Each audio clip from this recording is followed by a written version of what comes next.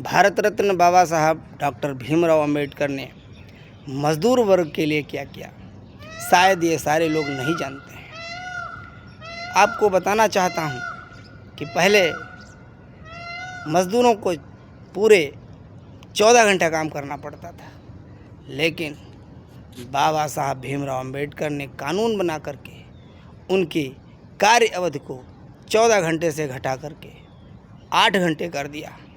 ये किसकी देन है? ये बाबा साहब की देन है। इसीलिए बाबा साहब को पूजा जाता है, उनको याद किया जाता है, उनके आदर्शों पे चलने का लोग प्रयास करते हैं। अगर इस स्थिति में अगर बाबा साहब को याद न किया जाए तो बड़ी ही खराब बात है। इसलिए हमें हर संभव प्रयास करना चाहिए कि हम बाबा साहब का अनुसरण करें। और बाबा साहब भीमराव अंबेडकर ने जो शिक्षा के क्षेत्र में प्रगति की, उसको कोई भुला नहीं सकता। अगर आज दलित वर्ग शिक्षा के क्षेत्र में क्रांति कर रहा है तो ये बाबा साहब की देन है। अगर बाबा साहब ना होते तो पढ़ नहीं पाते, आगे बढ़ नहीं पाते और हमेशा शोषण का शिकार होते। इसी परिप्रेक्ष्य में बाबा साहब के सम्मान में 4 पंक्तियां प्रस्तुत कर रहा हूँ। बाबा ने दीप बन के अंधकार मिटाया, कि बाबा ने दीप बन के अंधकार मिटाया, भटके हुए लोगों को सही राह दिखाया, भटके हुए लोगों को सही राह दिखाया, कि बाबा ने दीप बन के अंधकार मिटाया, अंधकार मिटाया, भटके हुए लोगों को सही राह दिखाया, भटके हुए लोगों को सही राह दिखाया। सदियों से भारतीय मानसिक गुलाम थे, सदियों से भारतीय मानसिक गुलाम थे, शिक्षा का मंत्र देकर आज़ाद कराया, शिक्षा का मंत्र देकर आज़ाद कराया, बाबा ने दीप बन के अंधकार मिटाया, बाबा ने दीप बन के अंधकार मिटाया।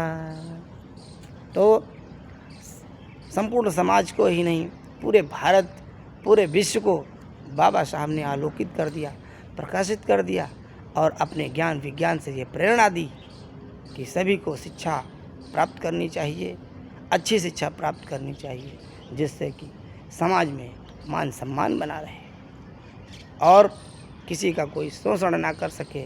इसलिए हर वर्ग के लिए शिक्षा को बढ़ावा दिया। सब कर दिया समान, भेदभाव मिटाकर, सब कर दिया समान, भेदभाव मिटाकर, एक दायरा दिया है संविधान बनाकर,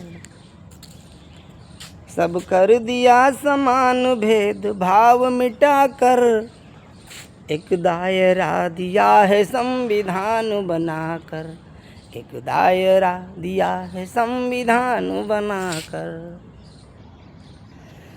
स्पर्शता समाज का भारी कलंक था, स्पर्शता समाज का भारी कलंक था, बाबा ने अंत कर दिया कानून बनाकर, बाबा ने अंत कर दिया कानून बनाकर, सब कर दिया समान, भेदभाव मिटाकर, एक दायरा दिया है संविधान बनाकर, एक दायरा दिया है संविधान बनाकर। और देखिए बाबा साहब ने कितना बड़ा काम किया, कितना महान काम किया। और बाबा साहब अपने कर्मों के बल पर लोगों के दिल और दिमाग में बसे हुए हैं। लोग उनसे प्रेरणा लेते रहेंगे, समाज को आगे बढ़ाते रहेंगे। तो और कहना है कि तुम जन्म से नहीं कर्म से महान हो। सभी को बता दिया कि कोई भी जन्म से महान नहीं होता, कर्म से महान होता है। इसलिए कर्म सही दिशा में करना चाहिए।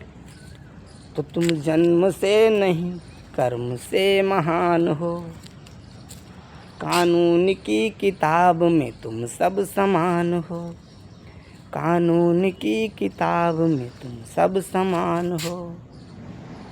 और हर एक नागरिक को बाबा साहब ने बता दिया कि कर्तव्य करो अपना अधिकार मिलेगा, कर्तव्य करो अपना अधिकार मिलेगा।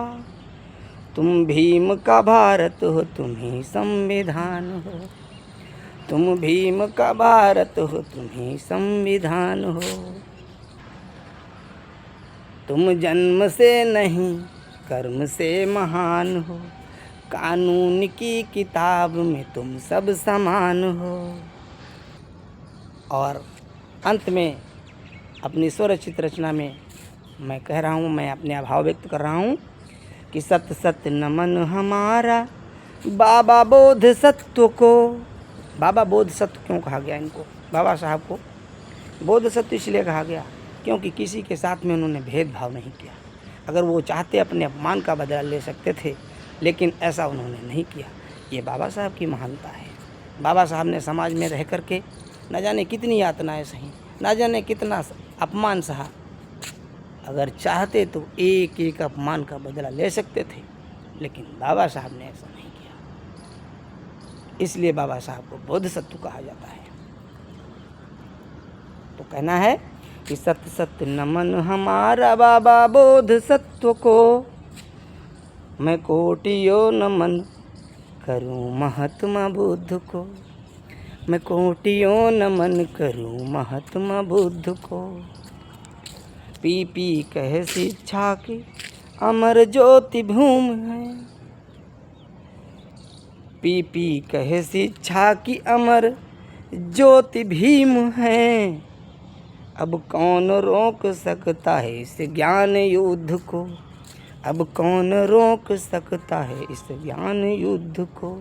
सत सत नमन करूं मैं, सत सत नमन हमारा बाबा बोध सत्व को, मैं कोटियों नमन करूं महात्मा बुद्ध को, मैं कोटियों नमन करूं महात्मा बुद्ध को।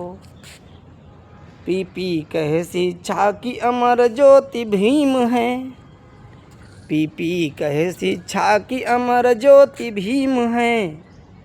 अब कौन रोक सकता है इस ज्ञान युद्ध को, अब कौन रोक सकता है इस ज्ञान युद्ध को। इस प्रकार बाबा साहब ने अपने कृतित्व से, अपने कर्म से पूरे विश्व के लोगों में एक वो जगह बनाई जिसको निकालना मुश्किल है। बाबा साहब को भुलाना मुश्किल है। अगर कोई भुला दे तो समझ लीजिए उस इंसान का दुर्भाग्य है, उस देश का दुर्भाग्य है जो बाबा साहब के नाम पर कुछ न कह सके, कुछ न कर सके। इसलिए बाबा साहब को वो सम्मान मिलना चाहिए जो उन्हें नहीं मिला। आज हर भारतीय उनको दिल से सैल्यूट करता है, नमन करता है, वंदन और अभिनंदन करता है। इन्हीं शब्दों के साथ मैं पुतान प्रसाद, ग्राम लखनापुर, पोस्ट बम्हेरा, तहसील सिधौली, जनपद सीतापुर, अपनी स्वरचित रचना यहीं पर समाप्त करता हूँ। आशा करता हूँ मेरा वीडियो अच्छा लगेगा, और यदि अच्छा लगे तो लाइक करें, शेयर करें और चैनल सब्सक्राइब करें। जय हिंद, जय भारत, जय भीम,